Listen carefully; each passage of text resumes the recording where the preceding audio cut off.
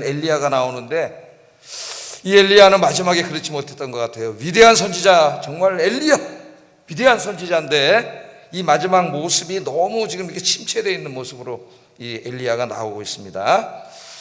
자, 엘리야는 이제 하늘에서 불까지 내려오고 3년 6개월 만에 기도했더니 비가 내리고 막 어떻게 보면 이스라엘의 영웅이 돼가지고 이제는 저 왕도 왕비도 나를 함부로 할 수 없겠지, 나를 높이겠지, 대단한 기대를 가지고 이제 탁 북이스라엘에서도 이스라엘로 돌아왔는데 이게 웬일입니까? 왕비가 뿔따구가 나가지고 이세벨이 내가 데려온 선지자들을 다 죽여 너 가만두지 않겠다, 사람을 보내가지고 내리맘 때 네 생명을 찾으리라 협박을 했잖아요. 그러니까 엘리야가 깜짝 놀란 거죠. 다 자기를 받들 줄 알았는데 이게 웬일입니까? 죽여버리겠다는 게 자기를. 그 순간에 하나님을 바라보고 살던 엘리야가 확 이세벨을 바라보니까 두려움이 확 그친 거예요. 엘리야도 뭐예요? 우리와 똑같은 성정을 가진 자다. 근데 믿음으로 기도했을 땐 비가 왔지만은 믿음을 잃어버리니까 뭐 똑같은 거 아니겠어요? 두려움에 떨어가지고 냈다 도망을 쳐가지고 지난주에 어디까지 도망갔어요? 한번 지도 보겠습니다. 지도. 말씀 하나 찾아보고 8절 한번 읽어보고 8절 시작.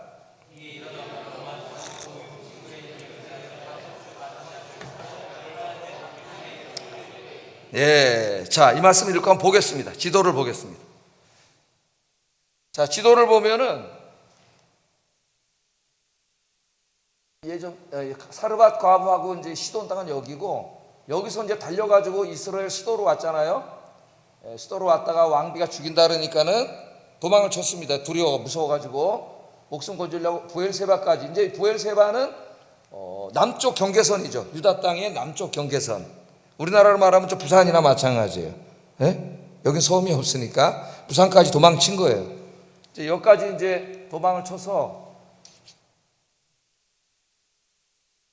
이거 배터리가 많이 이제 갔나 보다. 이제 잘 안 나와. 여기까지 이제 부엘세바까지.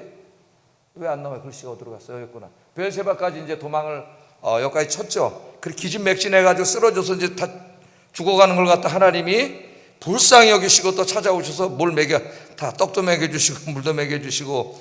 우리 하나님은 하여튼 그런 분이에요. 좋으신 하나님이에요. 참 좋으신 하나님. 하나님 잘 믿으셨습니다. 그래서 다시 살려주셨더니 다시 기력을 찾아가지고 남쪽으로 계속 도망을 쳐가지고 어디까지 갔어요? 호렙산. 호렙산까지 갔다 그럽니다. 호렙산까지 이제 밑으로 내려갔다, 그렇게 성경이 이야기하고 있습니다. 호렙산은 어떤 사람, 다른 말로 하면 무슨 산이에요?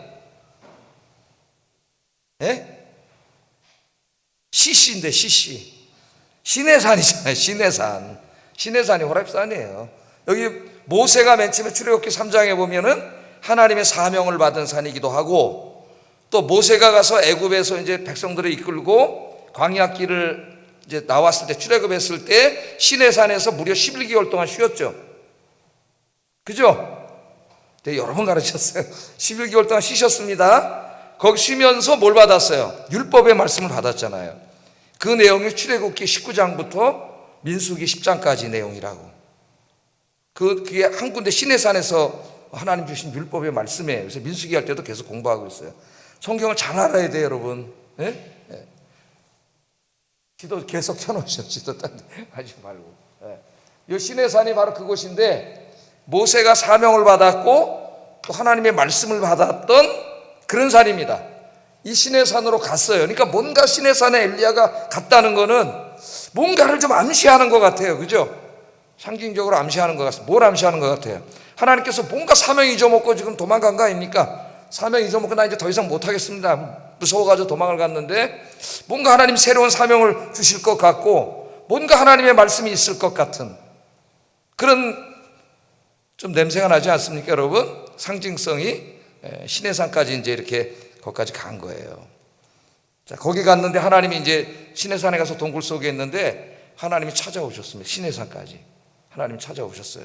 그래서 뭐라 그러냐, 9절 하반절에 보면은 엘리야야 네가 어찌하여 여기 있느냐, 네가 어찌하여 여기 있느냐.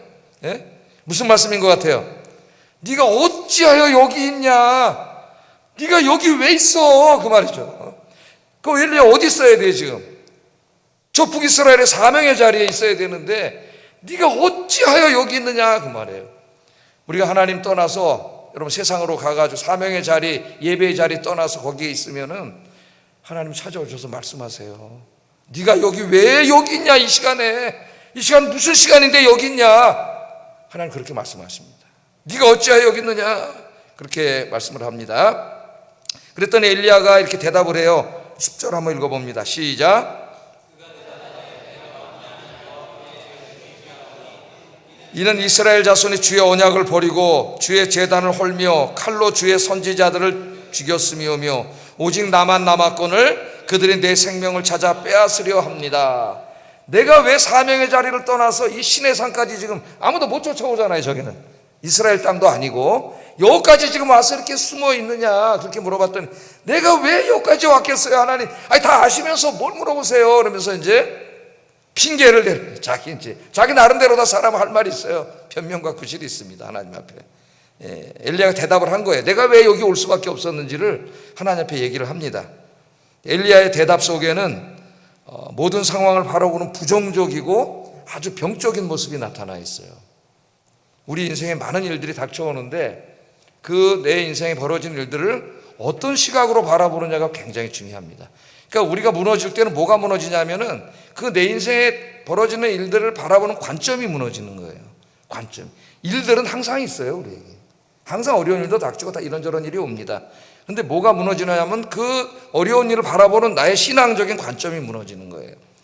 자, 한번 보겠습니다. 첫째로 이 대답을 보면은 엘리야는 상황을 굉장히 과장해가지고 나쁘게 이야기하고 있습니다. 하나님 앞에. 그러니까 여러분, 믿음이 무너져 내릴 때 어떤 현상이 벌어지냐면은 내 인생에 닥치는 조금 힘든 일고 어려운 일들이 내 속에서 어떻게 과장을 해요. 과장. 마귀는 과장을 합니다. 자꾸 과장을 해요. 과장을 해서 나쁘게 부정적으로 얘기를 하는 거죠. 지금 엘리야가 뭐라 그래요? 이스라엘이 하나님의 선지자들을 죽였고 또 나를 죽이려고 하고 있습니다 그러잖아요. 그죠? 이스라엘이. 그런데 이 상황을 보세요. 하나님의 선지자들을 죽인 건 이스라엘 백성들이 아니고 이세벨입니다. 왕비 이세벨이에요. 오히려 지금 많은 백성들은 갈멜산 사건, 비가 온 사건을 통해서 하나님께로 막 돌아오려고 하는 분위기가 일어나고 있고 엘리야를 선지자로 지금 모시려고 하는 이런 분위기가 일어나고 있잖아요. 그런데 엘리야는 뭐라 그래요?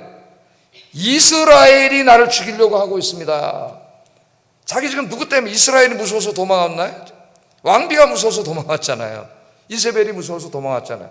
그러니까 이 상황을 굉장히 나쁜 쪽을 과장해서 보는 거예요. 과장해서 해석하고 실제보다 더 과장되게 나쁜 상황으로 만들어서 보고 있는 겁니다. 하나님이 나한테 왜 이래? 그러면서 자기가 처한 상황을 훨씬 나쁘게 생각하는 거죠. 관점이 병들은 거예요. 관점이. 자, 두 번째, 엘리야의 대답을 보면 하나님이 베풀어 주신 은혜는 다 잊어먹고 안 좋은 상황만 말합니다. 안 좋은 것만 생각하고 있어요. 지금 하나님의 선지자들을 죽인 것만 강조하고 있습니다. 그런데 그동안에 하나님이 베풀어 준 게 얼마나 많아요. 생각을 해보세요. 까마귀를 보내주셔서 다 먹여주셨잖아요. 바알과 아세라 선지자 850명을 하나님 죽이셨잖아요. 사렙다 과부에게 밀가루와 기름을 끊임없이 공급해 주셔가지고 자기도 굶어 죽지 않게 다 해주셨지 않습니까? 하늘에서 불이 내려오게 해주셨잖아요. 지금 하나님이 베풀어 주신 놀라운 은혜가 훨씬 많은데 이런 것들은 하나도 생각하지 않고 오직 뭐에만 꽂혔어요? 선지자들을 죽입니다. 여기만 꽂혔어요. 선지자들을 죽입니다. 나쁜 쪽에만 팍 꽂히는 거예요. 이제 이런 걸 심리학에서는 편집증이라 그래요. 편집증. 정신적으로 고통당하는 분들이 두 가지로 고통당하는데 두 가지가 있어요. 하나는 한 곳에 팍 집중하는 거예요. 한 곳에 작은 일에 계속 집중. 이게 편집증적인 이제 증상을 보이는데 정신적으로 이제 고통을 당하게 돼요. 나 또 정반대편에 집중이 안 돼. 이게 다 분산돼 정신분열 일어납니다. 이 두 가지가 다 인간을 굉장히 고통스럽게 하는 부분인데 지금 한 군데 꽂히는데 뭐에 자꾸 생각해요? 선지자들을 죽이려고 한다고 하는. 근데 그 선지자들을 구해준 오바댜도 있고 다 있는데 하나님 베풀어 주신 놀라운 은혜, 권능의 역사는 안 바라보고 계속 나쁜 거에만 꽂히는 거예요. 이 마귀가 하는 거예요, 여러분. 마귀가. 여러분, 하나님이 주신 것들이 많습니다. 하나님이 베풀어 주신 은혜를 바라보기를 주의 이름으로 축복합니다. 그러면은 믿음과 확신이 생겨요. 작은 일, 힘든 일들이 이것저것 있을 수 있지만은 하나님이 이런데 이렇게 많이 주셨구나. 이번에도 주실 줄 믿습니다. 해결해 주실 줄 믿습니다. 믿음이 생기고 확신이 생겨서 불안하고 두려움 이런 마음이 없어지는데 그 안 좋은 일에 하나만 자꾸 부정적으로. 이제 요새는 그 편집증 이렇게 얘기하면은 사람들이 싫어하기 때문에 예민한 사람이라 그래. 예민하다고. 그래서 너무 예민한 사람이라 그래. 좋은 말로. 너무 예민한 사람. 너무 예민한 사람은 자기 자신도 너무 힘들게 하고 스스로가. 그 다음에 함께 있는 모든 사람을 너무 고통스럽게 해요. 왜? 모든 걸 나쁘게 생각하니까. 무슨 웃어도 저 사람이 나를 비웃어서 웃었을 거야. 그리고 그걸 계속 생각해. 그래서 이게 이제 과다하게 되면은 편집증 과다하게 되면 이제 과대망상, 피해망상으로 나타나면서 부부간에는 의부증이 나타나고 이 모든 게 깨지게 됩니다, 여러분.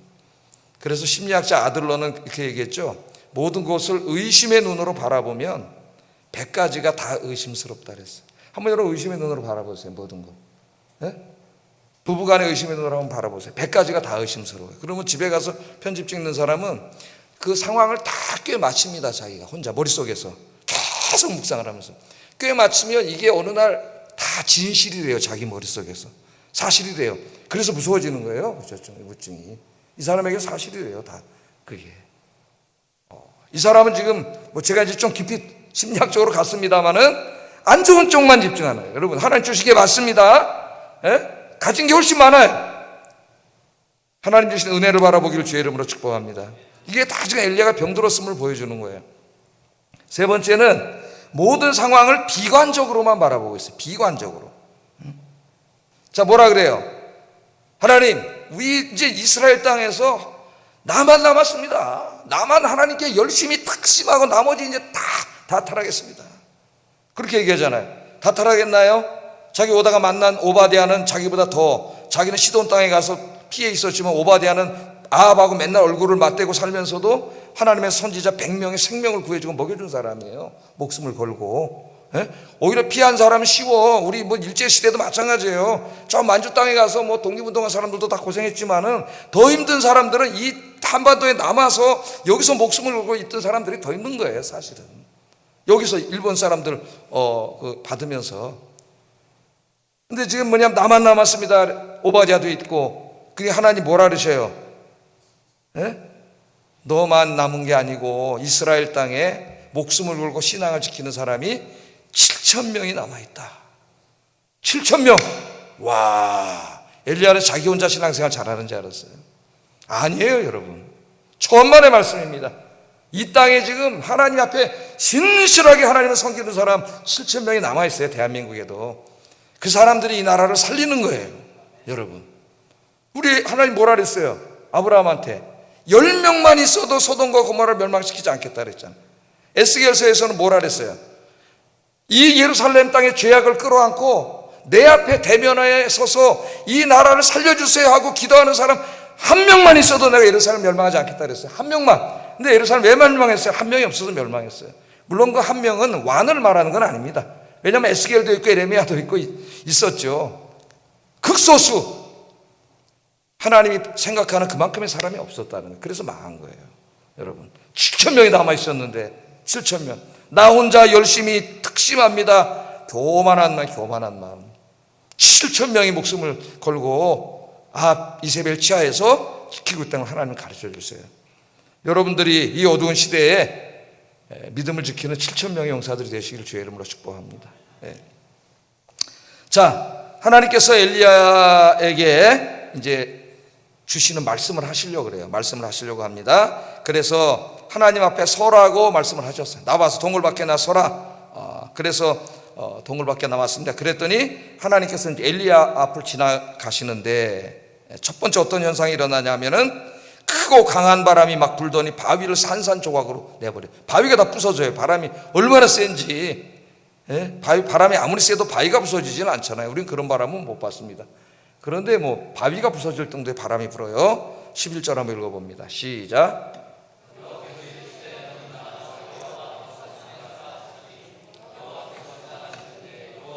크고 강한 바람이 산을 가르고 바위를 부수나 바람 가운데 여호와께서 계시지 아니하며.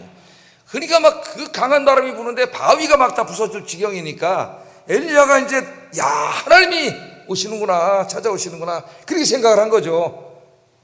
근데 바람이 지나갔는데 하나님이 없어요.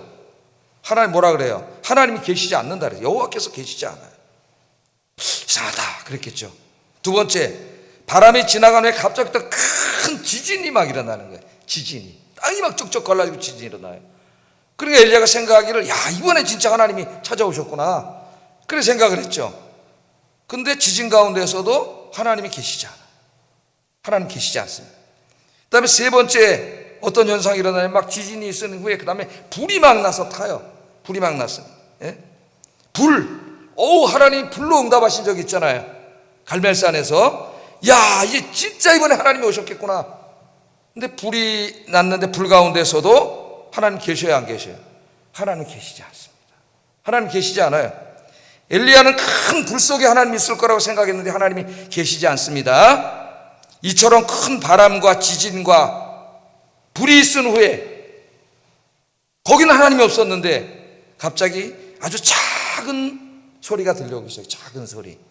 그 막 얼마나 바람 부는 소리, 막 땅이 쩍쩍 우르릉 꽝꽝 무너지는 소리, 막 벨름 소리가 다 났겠죠.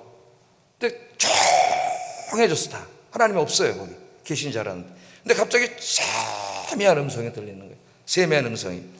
세미한 음성이 작으니까 귀를 기울였겠죠. 누구지? 그랬더니 누구 음성이 들려요? 하나님이 말씀하셔요. 하나님 말씀. 여러분, 하나님은 지금 설교를 듣는 여러분에게도 세미한 음성으로 말씀하고 계십니다. 이 설교를 통해서 여러분에게 말씀하고 계세요. 말씀. 하나님의 말씀을 들을 수 있는 사람이 돼야 돼요. 신앙생활에서 제일 중요한 거는 막 이 바람이 불고 막 땅이 갈라지고 막 이런 기적적이고 막 이런 요란한 게 아니에요. 이건 기적이 아니에요. 신앙생활에 제일 중요한 건 뭐냐면은 나에게 말씀하시는 하나님의 세미한 음성을 듣는 거예요. 듣는 거. 여러분은 들립니까? 그런 음성을 들을 수가 있어야 돼요. 하나님의 말씀을. 엘리야는 이제까지 큰 기적을 통해서 역사하시는 하나님만을 경험해 왔습니다. 까마귀를 통해서 먹여주신 하나님, 기름통과 밀가루 통해 기름과 밀가루가 끊이지 않게 하시는 하나님, 하늘에서 불로서 응답하시는 하나님, 3년 6개월 동안 비가 안 왔는데 갑자기 비를 내려주신 하나님, 막 이런 엄청난 기적적이고 엄청난 능력 속에서 하나님을 만났어요. 하나님 만났습니다. 그래서 이번에도 강한 바람이 불고 지진이 일어나고 큰 불이 있는 가운데, 이런 가운데에서만 하나님이 나타나면서 찾아오시는 줄 알았습니다. 그런데 그런 방법은 물론 하나님 그렇게 찾아오실 수도 있지만은 아주 특수한 방법이지 보편적인 방법이 아니에요. 하나님이 오늘 정말 하나님을 만나는 중요한 것을 가르쳐 주시는데, 그거는 세미한 음성, 하나님의 음성을 들을 수 있는 능력을 가져야 된다는 거예요. 하나님의 말씀을 들을 수 있어야 합니다. 엘리야는 이 사건을 통해서 기적보다 더 중요한 것은 하나님의 세미한 음성을 듣는 것이라는 걸 깨닫게 됩니다. 여러분, 하나님은 우리에게 늘 말씀하세요. 자, 예배 시간에 왔잖아요. 설교를 듣잖아요. 목사의 입을 통해서 설교를 할 때에 그 설교로 여러분에게 말씀하세요. 여러분 딴 생각할 수도 있고 좋을 수도 있고 하나님 말씀 듣지 못하는 거예요. 이 말씀을 통해서 무엇인가 나에게 하시는 말씀이 있어요. 하나님 말씀하셔요. 여러분 각자에게 똑같은 설교를 하지만 다 다르게 들을 수가 있습니다. 처한 상황에 따라서. 하나님은 말씀하셔요. 귀가 먹으면 안 들려요. 하나님 말씀. 영적인 귀가 먹으면 들리지 않습니다. 세미한 음성이 들리지 않아요. 하나님은 계속 말씀하세요. 여러분이 집에서 성경 펴놓고 성경책을 읽을 때에도 하나님은 말씀하고 계세요. 여러분에게 성경 읽을 때. 그런데 영적인 귀가 먹으면 하나님의 음성이 들리지 않아요. 하나님의 소리를 듣지 못합니다. 여러분, 귀가 다 막혀 있는 음성이 뿐만 아니에요. 우리가 만나는 사람, 내가 어떤 처해 있는 환경, 내가 살아가는 어떤 곳, 그 모든 매개물들을 통해서, 사람들을 통해서 하나님은 나에게 말씀하고 계세요. 그런데 영적인 귀가 먹어서 못 듣고 있는 거예요. 우리가 듣지 못하는 거예요. 예? 어떨 때는 위험한 길로 가서 글로 가면 안 된다고 하나님 말씀하시는데 가고 있는 거예요. 못 들으니까. 어떨 때는 교만해져서 막 교만한 길로 가고 있는데 하나님이 너 교만하면 안 된다 말씀하시는데 못 듣고 있는 거예요. 그래서 교만은 뭐예요? 패망의 선봉이야. 패망의 길로 가는 거예요. 엘리야가 지금 막 기적을 일으켜가지고 이제는 저 왕과 왕비도 나를 함부로 대하지 못하겠지, 백성들이 나를 하나님의 선지자로 떠받들겠지. 그럴 때 하나님이 세밀하게 말씀하셨을 거예요. 교만하지 마라. 그런데 못 들은 거예요, 하나님의 말씀. 왜? 엘리야는 이제까지만 엄청난 사건 속에서만 하나님 역사하신다고 들었기 때문입니다. 그런 생각을 가지고 있어요. 하나님이 잘못된 편향된 믿음을 여러분 고쳐주십니다. 여러분들 중요한 게 뭐예요? 나에게 말씀하시는 하나님의 음성을 듣는 거예요. 예배 시간이, 여러분의 성경 묵상하는 시간이 하나님의 소리를 들을 수 있는 시간이 되기를 주의 이름으로 축복합니다. 어떨 때는 저는 신학책을 읽다가도 저의 부족한 모습을 깨닫게 하시고, 제가 우리 누님하고 얘기하고 이한수 교수님 전화를 받으면서도, 그 신성주아 교수님 전화를 받으면서도 그들의 이야기를 통해서 나를 깨닫게 하시는 세미한 음성이 들리는 거예요. 야, 하나님의 일을 하면서 이렇게 기쁨이 넘치고 있냐 너는? 그게 하나님의 음성이에요. 그걸 들을 수가 있어야 돼요. 하나님의 말씀. 이 음성을 듣지 못하면 하나님과 관계가 단절됩니다. 그래서 여러분 기도하세요. 세미한 음성에 귀 기울일 수 있는 그런 사람이 되게 하여 주시옵소서. 자, 엘리야가 이제 이걸 깨닫고 이제 들으려고, 하나님 말씀을 듣는 게 중요하구나. 그리고 들으려고 이제 귀를 기울이니까 하나님이 하시고자 하시는 말씀을 하십니다. 이걸 들어야 돼. 하나님 나에게 하시는 말씀을. 다시 한번 물어보여요. 엘리야, 네가 어찌하여 여기 있느냐? 13절에 첫 번째 질문하고 똑같은 질문이에요. 깨닫지 못했잖아요, 처음에는. 나는 열심히 득심한데 그러면서 막 얘기했는데 깨닫지 못하고 있는 거예요. 다시 물어봅니다. 하나님 깨닫지 못하니까 네가 어찌하여 여기 있느냐? 하나님 다시 질문을 하셨어요. 그리고 이제 엘리야가 이번엔 들을 자세가 돼 있습니다. 하나님 말씀 들으려고 하니까 하나님 말씀하죠. 15절 17절 한번 읽어보겠습니다. 시작.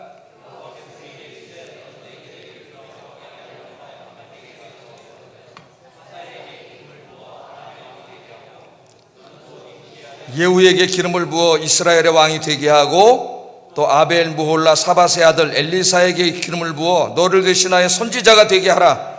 하사엘의 칼을 피하는 자를 예후가 죽일 것이요 예후의 칼을 피하는 자를 엘리사가 죽이리라. 이렇게 말씀을 하셔요. 그러니까 이제 하나님의 음성을 들었습니다. 하나님이 말씀을 하시는데 앞으로 엘리야의 사명이 얼마 남지 않았어요. 마지막 사명입니다.